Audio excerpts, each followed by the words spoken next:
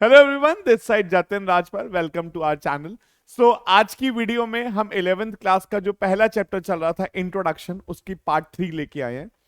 आज की वीडियो में हम लोग micro economics versus macro economics, positive versus normative and PPC के इनडायरेक्ट क्वेश्चन कर कर इस चैप्टर को वाइंड अप कर देंगे। सो शुरू करते हैं। सबसे पहला टॉपिक, माइक्रो वर्सेस मैक्रो। देखो बेटा, इकोनॉमिक्स में दो ब्रांचेस होती हैं, एक होती है माइक्रो इकोनॉमिक्स, एक होती है मैक्रो इकोनॉमिक्स। आप ऐसा समझ लो कि एक मारुति 800 है तो एक बहुत बड़ा ट्रक है। अब मारुति 800 बहुत जल्दी से निकल जाती है, बट जो ट्रक है उसकी स्पीड जो है स्लो रहती है, बट सामान कितना सारा कैरी कर लेता है। सो माइक्रो और मैक्रो मैं आपको बड़ा ब्यूटीफुल तरीके से समझाता हूं ताकि आपके दिमाग में हमेशा सेट हो जाए। सुंदर सा यहां लिख देता हूं माइक्रो, और दूसरा क्या लिख दिया मैंने, मैक्रो। ठीक है बेटा। अब यहां पर इसको समझने के लिए, आपको याद रहने के लिए मैंने क्या करा, एक टेक्निक बना दी। एम से एम काट दिया, सी आर ओ से सी आर ओ काट दिया, यहां से निकला आई। यहां आई का मतलब है बेटा इंडिविजुअल। आई का मतलब यहां पर क्या है, इंडिविजुअल। और यहां से निकला ए। ए का मतलब यहां पर क्या है, एग्रीगेट। अब आप कहोगे सर ये क्या है। देखो, मैंने फर्स्ट सेशन में, इस पूरे 3 वीडियोस के सेशन में, पहली वीडियो में बताया था ये क्या है, इकोनॉमी। इकोनॉमी क्या है, एक सिस्टम जो लोगों को क्या प्रोवाइड करती है, means to do work to earn a livelihood. इस पूरी सिस्टम का जब हम इंडिविजुअल स्टडी करते हैं, मतलब जब हम इंडिविजुअल डिमांड की स्टडी करते हैं, again I am repeating, individual demand की स्टडी करते हैं, इंडिविजुअल सप्लाई की स्टडी करते हैं, then it is a part of micro economics. जब भी हम इंडिविजुअल डिमांड, इंडिविजुअल सप्लाई की स्टडी करेंगे तो वो माइक्रो है बेटा। और जब हम इंडिविजुअल इनकम, इंडिविजुअल डिमांड, इन सबको जोड़ दें तो वो बन जाता है एग्रीगेट। अगर मैं इंडिविजुअल इनकम की बात कर रहा हूं तो माइक्रो है, बट अगर मैं देश की नेशनल इनकम की बात कर रहा हूं तो वो क्या होगी, मैक्रो इकोनॉमिक्स। इंडिविजुअल डिमांड की बात कर रहा हूं तो माइक्रो इकोनॉमिक्स, और एग्रीगेट डिमांड की बात कर रहा हूं तो मैक्रो इकोनॉमिक्स। सो इसको याद कैसे करेंगे, व्हाट इज द टेक्निक। देखो ऐसे याद करो, बोलो micro economics is a part of economic theory. Micro economics क्या है, it is a part of economic theory. और macro economics is also a part of economic theory, but that deals in individual part. Micro deals in individual part and macro deals in aggregates. Micro किस में deal करता है, individual part में, और macro किस में deal करता है, एग्रीगेट्स में। तो आप इसको ऐसे याद कर सकते हो कि जब हम पूरे सिस्टम के इंडिविजुअल बिहेवियर की स्टडी करने लग रहे हैं तो वो माइक्रो इकोनॉमिक्स है, और जब हम एग्रीगेट्स की स्टडी करने लग रहे हैं तो वो क्या है, मैक्रो इकोनॉमिक्स है। यहां पर आपको डिफरेंस देखते हैं। जो माइक्रो इकोनॉमिक्स है, it is that part of economic theory जो किस में डील करता है, इंडिविजुअल यूनिट्स में। और macro economics is that part of economic theory जो डील करता है किसमें, एग्रीगेट्स में। Got it. माइक्रो के जो टूल्स हैं वो है डिमांड एंड सप्लाई, मैक्रो के जो टूल्स हैं वो है aggregate demand and aggregate supply. Micro price set करता है। अगर आप अपनी बुक जाके चेक करो माइक्रो इकोनॉमिक्स की, तो आखिरी चैप्टर है market and price determination. Micro में आप डिमांड सीखते हो, सप्लाई सीखते हो। डिमांड सप्लाई जब सीखते हो तो उन्हीं की फोर्सेस से प्राइस सेट होता है। अब आप कहोगे सर ये कैसे, मैं आपको एक एग्जांपल देता हूं। आप ना एक YouTube पे चैनल है, ऐसे कुछ डाल देना, आजादपुर मंडी लिख दीजिएगा। तो दिल्ली के अंदर एक फ्रूट मार्केट है आजादपुर मंडी। वहां पर कई लोग आज के टाइम पे चैनल पे अपने व्लॉग डालते हैं कि आज सब्जियों का क्या रेट चल रहा है। तो वहां पर जो सब्जियों का रेट डिटरमाइन होता है वो ऐसे होता है कि आज मंडी में 100 ट्रक आए हैं आलू के, मतलब 100 ट्रक आलू के आए हैं, मतलब सप्लाई ऑफ आलू। ठीक है। और फिर वो बताते हैं कि दिल्ली में आलू कितना यूज होता है, 60 ट्रक्स। 60 ट्रक आलू यूज होता है दिल्ली में, और आए हैं 100 ट्रक, 40 ट्रक एक्स्ट्रा आ गए। बताओ प्राइस बढ़ेगा या गिरेगा, प्राइस गिर जाएगा, प्राइस नीचे आ जाएगा। क्योंकि जरूरत थी कितनी, 60 की, 60 ट्रक आलू की, और आए 100 truck. This is called demand force and supply force. तो ये डिमांड का और सप्लाई का जो बिहेवियर स्टडी है वो आप माइक्रो में पढ़ते हो, इसलिए माइक्रो क्या सेट करता है, प्राइस सेट करता है। इसलिए इंजीनियर को भी माइक्रो इकोनॉमिक्स पढ़ाई जाती है। कल को उसने कोई मशीन बना दी तो उसको प्राइस तो सेट करना आना चाहिए। इसलिए आईएम के हर कोर्स में इकोनॉमिक्स है। क्यों है इकोनॉमिक्स पढ़ाई जाती है? बिकॉज प्राइस सेट करना कौन सिखाएगा? Micro economics. किसी से कंज्यूमर बिहेवियर, इंसान से बिहेव कैसे करना है, कौन सिखाएगा? Consumer behaviour. कौन सिखाएगा? Micro economics. तो माइक्रो इकोनॉमिक्स का मेन ऑब्जेक्टिव क्या है? To determine the price theory. जबकि मैक्रो का है to determine the income and employment theory. पूरी इकोनॉमी में इनकम एंड एम्प्लॉयमेंट को डिटरमाइन कौन करती है? मैक्रो इकोनॉमिक्स करती है। कौन करती है? Macro economics. Got it. फिर उसके बाद डिग्री ऑफ एग्रीगेशन, यहां लिखा it is limited degree of aggregation. जो माइक्रो इकोनॉमिक्स होती है इसमें लिमिटेड चीजें ऐड करनी होती है। इंडिविजुअल डिमांड को जोड़ दो तो मार्केट डिमांड आती है, मतलब दो चार लोगों की डिमांड जोड़ दो तो मार्केट डिमांड आती है। पर अगर पूरी इकोनॉमी की डिमांड जोड़ दो तो क्या आती है? Aggregate demand. तो ज्यादा एग्रीगेशन, ज्यादा टोटालिटी जो है वो किस में है? मैक्रो में है। ज्यादा टोटालिटी किस में है? ज्यादा एडिशन किस में करना है? मैक्रो में। और कम एडिशन किस में करना है? माइक्रो में। इसलिए यहां वर्ड यूज किया लिमिटेड और यहां लिखा हाईएस्ट डिग्री ऑफ एग्रीगेशन। ठीक है, जब माइक्रो पढ़ते हैं तो मैक्रो के वेरिएबल्स कांस्टेंट रहते हैं, और जब मैक्रो पढ़ते हैं तो माइक्रो के वेरिएबल्स क्या रहते हैं? कांस्टेंट रहते हैं। माइक्रो इकोनॉमिक्स को प्राइस थ्योरी भी कहते हैं, और मैक्रो इकोनॉमिक्स को इनकम एंड क्या बोलते हैं? एम्प्लॉयमेंट थ्योरी भी बोलते हैं। और इंडिविजुअल इनकम, इंडिविजुअल आउटपुट क्या है? माइक्रो के examples. Aggregate income, aggregate output किसके एग्जांपल्स हैं? मैक्रो इकोनॉमिक्स के। सो अगर आप कभी भी आपको माइक्रो और मैक्रो याद नहीं हो रहा हो तो बहुत सिंपल है, एम से एम काट देना, सीआरओ से सीआरओ काट देना, माइक्रो से निकलेगा आई और मैक्रो से निकलेगा ए। सो इन दोनों के बीच से आपको हमेशा याद रखा, इंडिविजुअल बिहेवियर की स्टडी कौन करता है बेटा? Micro economics. और एग्रीगेट्स की स्टडी कौन करता है? Macro economics. I think clear हो गया होगा। ये कुछ क्वेश्चंस हैं जो आप प्रैक्टिस कर सकते हैं, माइक्रो और मैक्रो के क्वेश्चंस। ठीक है ना, जहां पर हमने इसके सारे सॉल्यूशंस भी डाल रखे हैं। तो ये आपको प्रैक्टिस करनी है, वीडियो को पॉज करके एक एक क्वेश्चन आप रीड करते जाएं और इसकी प्रैक्टिस करें। जैसे कहीं पर भी एग्रीगेट डिमांड दिख रहा है तो याद रखना मैक्रो है। इंडिविजुअल चीजें मार्केट डिमांड दिख रहा है तो क्या होगा? माइक्रो होगा। जैसे ये 10th नंबर है तो यू विल फाइंड कि 10th is in micro economics, और एग्रीगेट डिमांड किस में है? That is in macro economics. Got it सबको? तो इस क्वेश्चन की आप प्रैक्टिस कर सकते हैं। नेक्स्ट टॉपिक पे चलते हैं। ओके, सो नेक्स्ट आता है पॉजिटिव इकोनॉमिक्स। इसको पॉजिटिव साइंस भी बोलते हैं। और एक है नॉर्मेटिव इकोनॉमिक्स, जिसको नॉर्मेटिव साइंस भी बोलते हैं। देखो बेटा, ये दोनों कंसेप्ट क्या हैं? Positive and normative science. जो पॉजिटिव साइंस है वो कहता है it deals with what is and how the economic problem is solve. और नॉर्मेटिव कहता है it deals with what ought to be, ये होना चाहिए। एक बार आपने पॉजिटिव नॉर्मेटिव की डेफिनेशन पढ़ी, मैं आपको एक लाइव एग्जांपल देता हूं, थोड़ा सा ध्यान से सुनना। जैसे ही आलू का प्राइस बढ़ा, किसी प्रॉपर्टी का प्राइस बढ़ा, उसकी क्वांटिटी डिमांड कम होनी चाहिए। जब कोई भी ऐसा टॉपिक जब आप पढ़ रहे हो जिसमें ऐसा होना चाहिए, should be, ought to be word लिखा हो, तो उसे नॉर्मेटिव साइंस बोलते हैं। पर कहोगे सर अभी क्लैरिटी नहीं आई, मैं आपको देता हूं। Let us take an example. Amitabh Bachchan ji की डिमांड क्या है? बहुत ज्यादा है। अमिताभ बच्चन की डिमांड क्या है? बहुत ज्यादा है। क्या उनका प्राइस 10 रुपए है एक शो करने का? क्या उनकी प्राइस कम है? नो, उनका प्राइस भी क्या है? ज्यादा। राइट। और शक्ति कपूर की डिमांड कंपैरेटिवली अमिताभ बच्चन के क्या है? कम है। तो उनका प्राइस भी कंपैरेटिवली अमिताभ बच्चन के क्या है? कम है।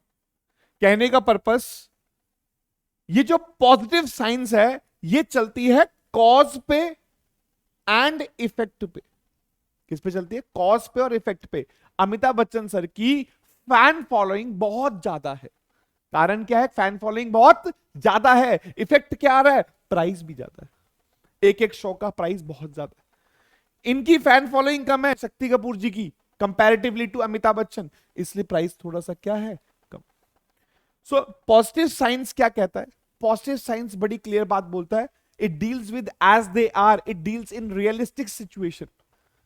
जब भी मार्केट के अंदर देखो दोनों चीजें एग्जिस्ट करती है, मैं आपको दो बातें बता दूं, एक तरफ देखो डिमांड बढ़ रही है प्राइस बढ़ रहा है, एक तरफ डिमांड कम हो रही है प्राइस कम हो रहा है, और एक तरफ आप देख रहे हो प्राइस बढ़ रहा है डिमांड कम हो रहा है। यहां कैसा रिलेशन आ रहा है, इनवर्स, और यहां कैसा रिलेशन आ रहा है, डायरेक्ट।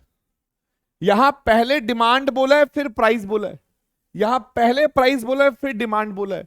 ये जड़ है इकोनॉमिक्स में समझने वाली बेटा, ये दोनों चीजें सच हैं। प्राइस के बढ़ने से डिमांड कम होनी चाहिए, प्राइस के कम होने से डिमांड बढ़नी चाहिए। ऐसा जब कंज्यूमर घर में बैठा होता है तो ऐसा ही सोचता है कि प्रॉपर्टी के रेट बढ़ गए हैं, डिमांड तो कम हो जाएगी। प्राइस के बढ़ने से डिमांड कम होनी चाहिए, प्रॉपर्टी का रेट बढ़ने लग रहा है तो डिमांड कम होनी चाहिए, ऐसा कंज्यूमर घर में बैठ के सोचता है। पर जब वो रियलिस्टिक मार्केट में जाता है, जब वो नई मार्केट में जाता है तो पता चलता है उसको कि भाई जिस जगह पे वो प्रॉपर्टी लेने का सोच रहा है ऐसे लाखों लोग वहां पर प्रॉपर्टी लेना चाहते हैं। फिर पता चलता है जी कोई कॉज है, कारण है इसके पीछे, पता चलता है जी वहां मेट्रो आ रही है, पता चलता है जी वहां पर फलाना एक गवर्नमेंट का ऑफिस खुलने वाला है, जिसकी वजह से इस एरिया की क्या है कॉज, पता चलता है कि इस एरिया की बहुत हाई डिमांड हो गई है, हाई डिमांड हो गई है। इंपैक्ट क्या पड़ता है, इफेक्ट क्या पड़ता है, प्राइस भी पड़ता है। तो जब भी इकोनॉमिक्स में आपको ये दिखे कि ये होना चाहिए, ऐसा होना चाहिए, should be, ought to be, तब आपको नॉर्मेटिव बात करने की बात हो रही है। लॉ ऑफ डिमांड, प्राइस बढ़ता है डिमांड कम होनी चाहिए, जो होना चाहिए आइडियलिस्टिक हो, पुराना चला आ रहा है, वो नॉर्मेटिव साइंस है। पॉजिटिव साइंस कहते हैं it is realistic, actual behaviour बताता है, कौन, पॉजिटिव साइंस, जो कि कॉज एंड इफेक्ट पे बेस्ड।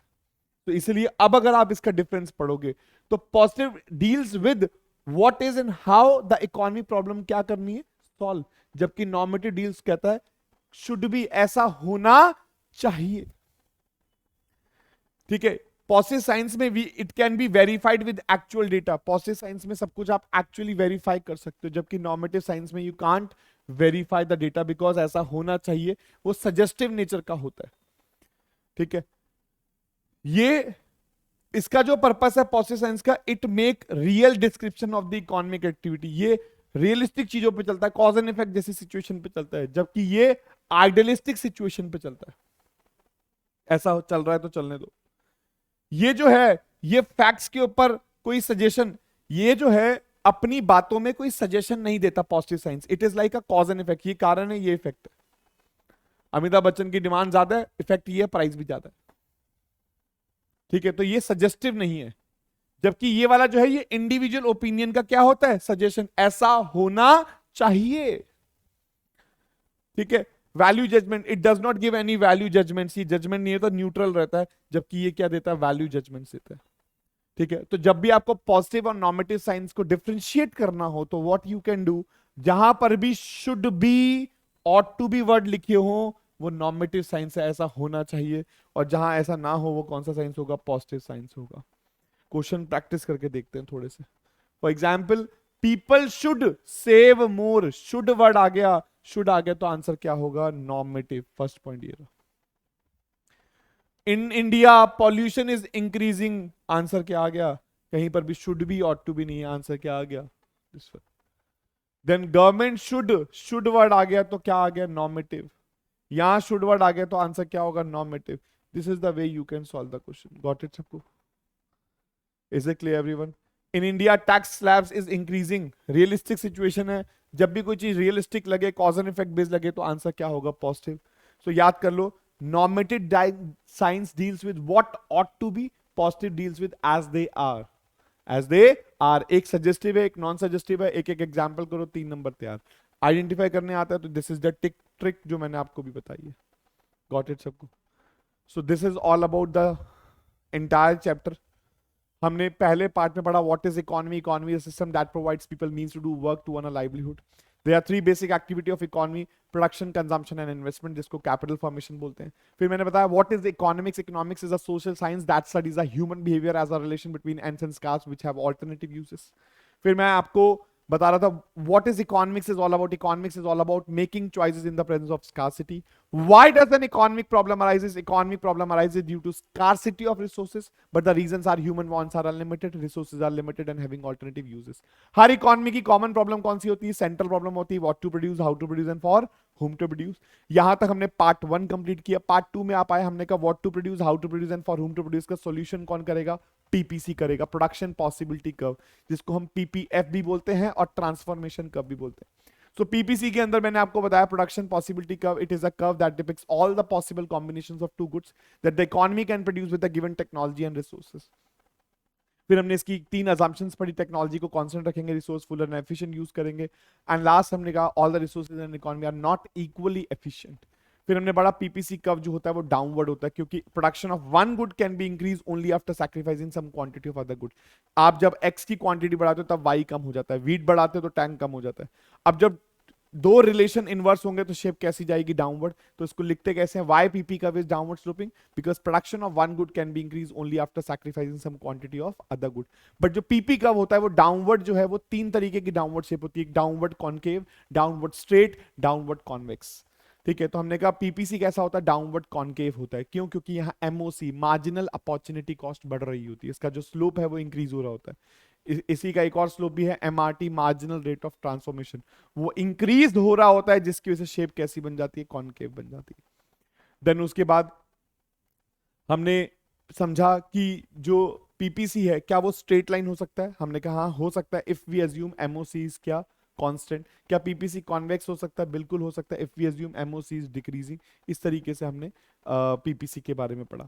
ठीक है, उसके बाद मैंने आपको पीपीसी खत्म कराने के बाद मैंने उसमें पीपीसी क्या शिफ्ट हो सकता है और रोटेट हो सकता है उसके बारे में बताया था कि अगर गुड पीपीसी में 2 गुड्स होते हैं एक्स एंड वाई, अगर उसमें एक्स एंड वाई दोनों गुड्स में इनोवेटिव टेक्नोलॉजी है, स्किल्ड लेबर है, तो पीपीसी हमेशा कहां जाएगा? राइटवर्ड जाएगा. Absolute technology and skilled labour है तो पीपीसी लेफ्टवर्ड जाएगा. तो शिफ्ट एंड रोटेशन बताए थे. बट उसके रियलिस्टिक क्वेश्चन कैसे आएंगे? That is the main thing. A lot of people died, ये पीपीसी के ऊपर आपके indirect questions. A lot of people died, many factory were destroyed in earthquake. बहुत सारे लोग मर गए हैं. Lot of people died, बहुत सारे लोग मर रहे हैं. अर्थक्वेक आ रही है. How it will effect PPC? मतलब सबसे पहले हमने एक पीपीसी कब बनाया? यहां गुड एक्स लिखा, यहां गुड वाई लिखा. अब लोग मर रहे हैं तो क्या इकोनॉमी उतना पोटेंशियली काम कर पाएगी जितना कर सकती थी? Answer is no. तो पीपीसी कर्व विल शिफ्ट कहां पर? लेफ्टवर्ड. x1 से y1 पे आ जाएगी. The PPC will shift leftward. PP से p1 p1. ये पीपी अगर है तो कहां आ जाएगी? p1 p1. अगर 1 नंबर में आए तो इतना लिख देना, 3 नंबर में आए तो डायग्राम बना के थोड़ा एक्सप्लेन कर देना और बता देना कि जी because possible combination available with the economy has decreased. जो लोग ज्यादा काम करते थे वो इस दुनिया में नहीं रहे, जिसकी वजह से प्रोडक्शन पोटेंशियल कम हो जाएगा, इससे डिस्ट्रक्शन होगा और लास्ट में इकोनॉमी के जो प्रोडक्शन है वो लेफ्टवर्ड शिफ्ट हो जाएगी. This is the question number 1. Second question, ये क्वेश्चन इसके बाद इसलिए डाला ताकि आप कंपेयर कर सको. Massive unemployment will shift the PPC to the left. अगर ये पीपीसी कब है, क्या इससे अगर देश में अनएम्प्लॉयमेंट हो जाए तो क्या पीपीसी लेफ्ट में जाएगा? बेटा यहां अनएम्प्लॉयमेंट कारण दिया हुआ है, unemployment. Now what is unemployment? Unemployment मतलब लोग जिंदा हैं बट अभी उन्हें काम नहीं मिल रहा. Got it? तो हम यहां पर ये कहेंगे कि भाई देखो मैसिव अनएम्प्लॉयमेंट से लेफ्टवर्ड शिफ्ट नहीं होगा. मैसिव अनएम्प्लॉयमेंट से पीपीसी जो है वो पॉइंट पे ऑपरेट करेगा. The given statement is refuted. Massive unemployment does not decrease the capacity of the economy. इससे इकोनॉमी की कैपेसिटी कम नहीं होगी.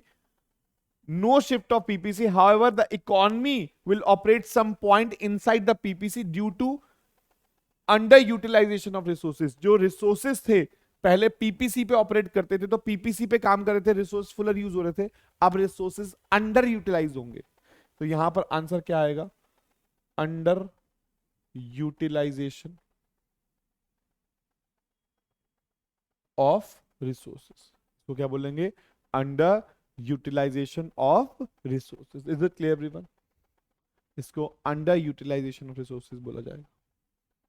मतलब थोड़ा सा सोच के देखो कि अगर किसी क्वेश्चन में आपको लगता है कि इकोनॉमी में काफी डिस्ट्रक्शन आ गए, डिस्ट्रॉय हो गया सब कुछ, तब पीपीसी को लेफ्ट लेके जाना है। बट अगर अनएम्प्लॉयमेंट जैसा कुछ छोटी मोटी प्रॉब्लम है, तो ऐसा लग रहा है कि कुछ लोगों के पास जॉब नहीं है, जो काम नहीं कर पा रहे, तो हम पीपीसी पे ऑपरेट नहीं कर पाएंगे, बट पीपीसी की पॉइंट एक बना देंगे। जिस दिन उनको जॉब मिल जाएगी, वो दोबारा से अपना फुली एफिशिएंट यूज हो जाएंगे and they can operate on PP का।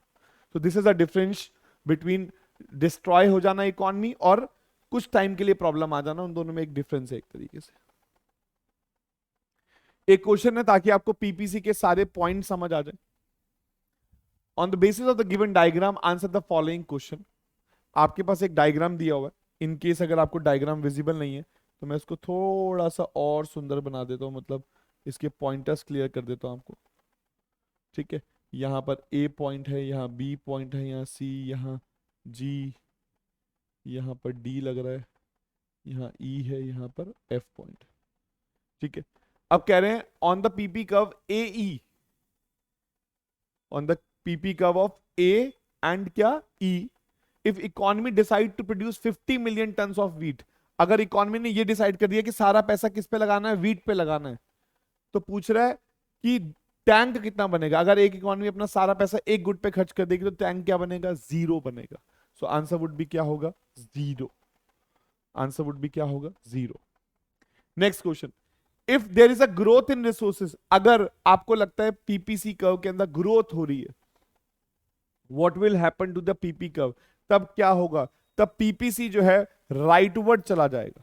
अगर इकोनॉमी में ग्रोथ होगी तो पीपीसी कर्व कहां जाएगा? राइटवर्ड। मैंने पार्ट 2 में भी बताया था कि if there is a growth in technology, innovative technology, skill labour है, तो पीपीसी कहां जाएगा? राइटवर्ड जाएगा। Then which point in diagram represents under utilisation? देखो, पीपीसी ऑपरेट करता है फुलर एंड एफिशिएंट यूज पे, जहां पर ए ई पे, जहां पर बी सी डी आ गए। बट अगर रिसोर्सेस फुलर यूज नहीं हो रहे, तो पीपीसी कहां ऑपरेट करेगा? एफ पॉइंट पे, अंडर यूटिलाइजेशन। इसलिए आंसर क्या है? Point F. Which of the point in diagram is unattainable point? बेटा, अटेनेबल का मतलब होता है अचीवेबल और अनअटेनेबल का मतलब होता है अनअचीवेबल। सो यहां पर जो पॉइंट जी है, जिसको हम अचीव नहीं कर सकते, that is called as unattainable point. ठीक है, तो आंसर जी आ गया आपका। Identify the point on which the economy will operate if the resources are full and efficient. पूरे पीपीसी कर्व में ऐसी कौन सी जगह है जहां रिसोर्स कैसे यूज होंगे? Fuller and efficient. तो हम बोलेंगे कि पूरे पीपीसी कर्व पे सारे रिसोर्सेज जो A B C D E है, यहाँ सारे रिसोर्सेज कैसे यूज होते हैं? Fuller and efficient. क्योंकि हमने पीपीसी में पढ़ा था कि पीपीसी कर्व एक ऐसा कर्व है जो अपने कर्व पे जितने भी पॉइंट्स बनाता है, सबके सब कैसे यूज होते हैं? Fuller and efficient. जब तक resource Fuller and efficient use नहीं होंगे, तब तक पीपीसी कभी ऑपरेट ही नहीं हो सकता। इसलिए मेरा अगला क्वेश्चन मैंने इसी से लिंक करके लाया हूं। अगला क्वेश्चन आप देखो, बहुत ही जानदार क्वेश्चन है। क्वेश्चन है कि इंडिया में क्लीन इंडिया मिशन आ गया, स्वच्छ भारत अभियान, बताओ इससे पीपीसी के असर क्या पड़ेगा? बेटा, स्वच्छ भारत अभियान से लोगों की हेल्थ अच्छी होगी और पीपीसी राइट में जाएगा। सो क्लीननेस से लोग बीमार कम पड़ेंगे, बेटर हेल्थ होगी, एब्सेंटिज्म खत्म होगा, एफिशिएंसी लेवल बढ़ जाएगी एंड पीपीसी कर्व शिफ्ट कहां हो जाएगा? राइट वर्ड चला जाएगा। ठीक है, ये एक क्वेश्चन आपके लिए होमवर्क है, आप नोट कर लीजिए और जरूर बताइएगा कि आपको ये भी एक आपके लिए होमवर्क है मेक इन इंडिया प्रोग्राम का। हाँ,